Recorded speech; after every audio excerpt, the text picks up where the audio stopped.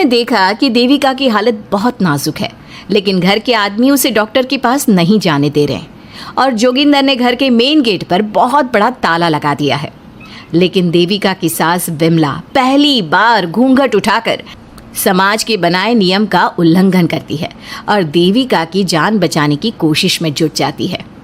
मैं भी देखती हूँ मेरी बहू को डॉक्टर के पास जाने से कौन रोकता है। देखो सचिन के बापू, दरवाजे की चाबी दे दो मुझे।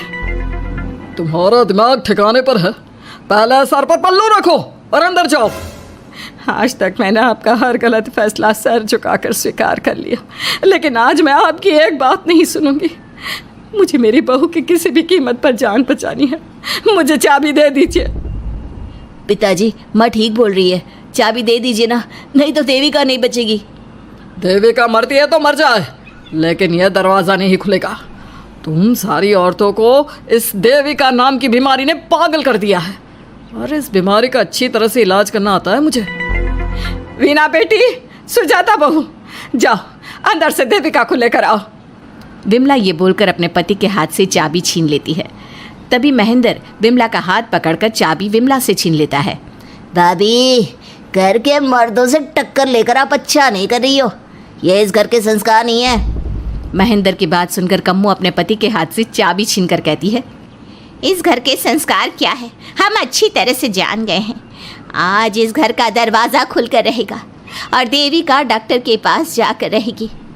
भाभी, ये लो दरवाज़ा खोलो। विमला ताला खोल देती है। तभी वीना और सुजाता देविका को लेकर आ जाती हैं। घर की सारी औरतें देविका को लेकर घर से जा रही होती है कि तभी सुजाता का पति मोहन उससे कहता है, सुजाता, तुम देविका को लेकर इस घर से निकल तो रही हो, लेकिन याद रखना, अगर तुमने एक कदम भी बाहर निकाला तो वापस इस घर में मत आना। मैं देविका के साथ अस्पताल भी जाऊंगी और वापस इस घर में भी आऊंगी। देखती हूँ कौन रोकता है मुझे। देखता हूँ कैसे इस घर के अंदर कदम रखती हो और कौन तुम्हारी मदद करता है। कानून मेरी मदद करेगा और कारट के दरवाजे हर नागरिक के लिए खुले हैं। मोहन को अपनी पत्नी से इस तरह बात करता देख कल्याण वीना से कहता है, वीना, तुमने देविका का साथ देकर अच्छा नहीं किया। अगर तुम अभी भी इसके साथ गई तो अपना और मेरा रिश्ता खत्म समझना। मुझे कोई फ़र्क नहीं पड़ता, तुमने आज तक किया ही क्या है मेरे लिए। तुम खुद घर जमाई बनकर मेरे घर में रह रहे हो, कभी 100 रुपये की साड़ी दिलाई है मुझे। मेरे आने से पहले मेरा घर छोड़कर निकल जाना, समझे। ये बोलकर वीना और घर की सभी औरतें देविका को अपने साथ अस्पताल ले जाती है। वहाँ जाने के बाद डॉक्टर जल्दी से देविका का चेकअप करता है। चेकअप करने के बाद वो गुस्से से कहता है, ये क्या किया है तुमने? क्या हुआ डॉक्टर साहब? आपकी बहू की इतनी ज़्यादा हालत ख़राब है और उन्हें चोट भी लगी है, फिर भी आपने उन्हें हॉस्पिटल लाने में इतना लेट कर दिया। आपको 3 दिन पहले ही इन्हें हॉस्पिटल में एडमिट करवाना चाहिए था। हमसे गलती हो गई डॉक्टर साहब, लेकिन आप जल्दी कुछ करिए, हमारी बहू और उसके बच्चे को बचा लीजिए। देखिए, अभी कुछ भी कह पाना मुश्किल है। हम माँ और बच्चे में से किसी एक को ही बचा सकते हैं। आप सोच लो किसे बचाना है। डॉक्टर साहब, आप देविका को बचाइए, उससे कुछ नहीं होना चाहिए। देखिए, हमें देविका का ऑपरेशन करना पड़ेगा। आप इनके पति को बुलाइए, हमें कुछ पेपर पर साइन करवाने हैं। डॉक्टर की बात सुनकर सभी औरतें सोच में पड़ जाती हैं। तभी वीना कहती है, डॉक्टर साहब, इनके पति नहीं आ सकते, ये इनकी सास है विमला देवी, आप इनसे साइन करवा लीजिए। लेकिन पेशेंट की हालत इतनी नाजुक है, इनके पति है कहाँ? वो अपने आदमी होने का धर्म निभा रहा है। पति धर्म के बारे में उसे कुछ नहीं पता। डॉक्टर साहब, वो नहीं आएगा। क्या क्या करना है आप मुझे बताइए। थोड़ी देर बाद डॉक्टर देविका का ऑपरेशन शुरू कर देते हैं। जब वो ऑपरेशन थिएटर से बाहर आते हैं तो कहते हैं, आप लोगों की किस्मत अच्छी है, देविका भी सुरक्षित है और उसका बच्चा भी। डॉक्टर, बेटा हुआ है या बेटी? बेटा हुआ है। सब लोग बहुत खुश होते हैं। कुछ दिन तक देविका उसी हॉस्पिटल में रहती है और उसके ससुराल की औरतों ने उसका बहुत ध्यान भी रखा। अब देविका कुछ हद तक ठीक हो गई। डॉक्टर ने देविका को घर जाने की इजाज़त दे दी, लेकिन सभी सोच में पड़ गए। हम भाभी को घर ले तो जाएं, लेकिन माँ, आपको घर का माहौल पता है ना, देविका भाभी अभी पूरी तरह से ठीक नहीं हुई। भाभी वहाँ आराम नहीं कर पाएंगी और पता नहीं घर के सारे आदमी हमारे साथ क्या करेंगे। माँ, क्या हम डॉक्टर से बात करके देविका को थोड़े दिन और यहाँ नहीं रख सकते?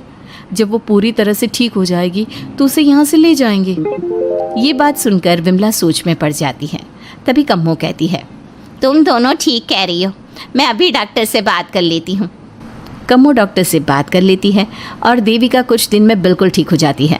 देविका अपने बच्चे को गोद में लिए बाकी औरतों के साथ अपने ससुराल जाती है, लेकिन घर के सभी आदमी उन्हें दरवाजे पर ही रोक देते हैं। खबरदार, तुम में से कोई भी औरत अगर घर के भीतर घुसी, अगर तुम घर में कदम रखोगी तो घर अपवित्र हो जाएगा। घर हमारे कदम रखने से अपवित्र नहीं होगा, बल्कि आपकी गंदी सोच की वजह से घर क्या, अरे पूरा समाज अपवित्र हो रहा है। सुजाता, मैंने मना किया था ना घर से बाहर जाने के लिए। अब एक काम कर, जैसे यहाँ आई है वैसे ही यहाँ से सीधा अपने मायके लौट जा। क्यों जी, क्यों चली जाऊँ मैं अपने मायके? मैं जब तक चाहूँ यहाँ रह सकती हूँ। अगर आपने मुझे इस घर में आने से रोका तो मैं आपकी पुलिस में शिकायत कर दूँगी। वीना, इन सब की तरह तुम्हारा भी दिमाग खराब हो गया है। अब मैं तुम्हें बिल्कुल बर्दाश्त नहीं करूँगा।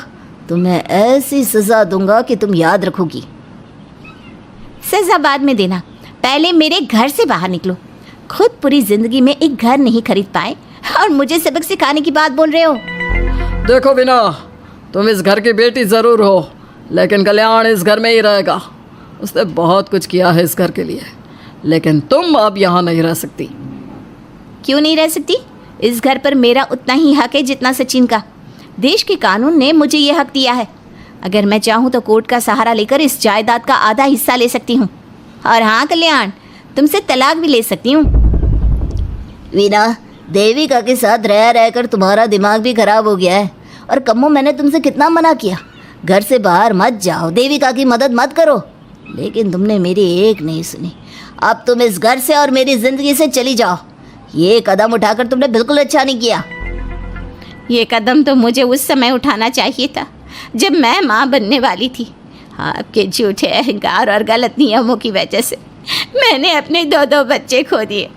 अगर उस समय मैं दाई अम्मा से इलाज ना कराती और हॉस्पिटल चली जाती तो सचिन के बराबर मेरे भी 2 बेटे होते। सभी पति इस बात पर अड़े हुए थे कि वो अपनी अपनी पत्नियों को घर के अंदर नहीं आने देंगे। देविका बहुत देर तक सबकी बातें सुनती रही। फिर उसने अपने पति से कहा, सचिन, तुम्हारे घर के आदमियों की बात तो मैंने सुन ली। अब तुम बताओ, तुम्हारा क्या फैसला है? देविका, मुझे माफ़ कर दो। मैं तुम्हारे लिए कुछ नहीं कर सकता। मैं मजबूर हूँ।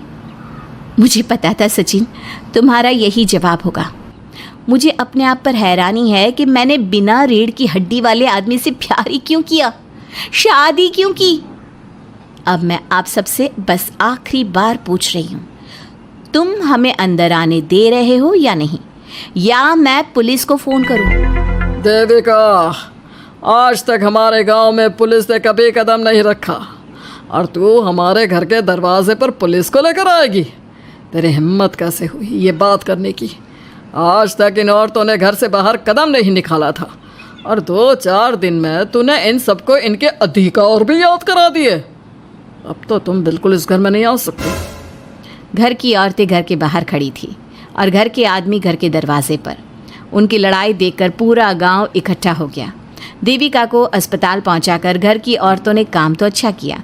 इस काम से देविका और उसके बच्चे की जान भी बच गई, लेकिन इनकी जान बचाने की कीमत घर की औरतों को कैसे चुकानी होगी, इसके लिए आपको आने वाला एपिसोड देखना होगा।